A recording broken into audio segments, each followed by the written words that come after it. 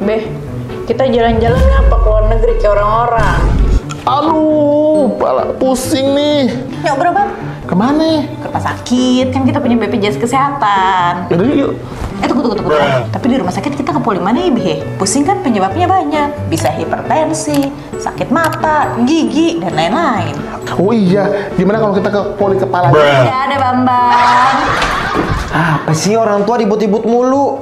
Makanya kalau berobat pakai BPJS Kesehatan itu sesuai prosedur aja. Kalau kita sakit, kita bisa berobat ke FKTP tempat kita terdaftar, kayak klinik atau puskesmas. Nanti akan ditangani oleh dokter di sana. Kecuali kalau menurut dokternya butuh penanganan lebih lanjut, nanti akan dikeluarkan surat rujukan oleh dokter. Bukan pasien yang minta, tapi sesuai indikasi medis oleh dokternya. Kita bisa langsung ke rumah sakit dalam kondisi gawat darurat. Ini kan bukan gawat darurat, ya udah kita ke klinik samping aja yang dekat rumah. Oh iya ya. Pak, setelah diperiksa ternyata hasil semuanya bagus, tensinya juga normal, semuanya sehat, jadi Bapak nggak ada masalah apapun. Oh gitu. Tapi dok, kalau dipikir-pikir, Mbak Besya kenapa tiba-tiba tadi pusing ya? Penyebabnya apa ya?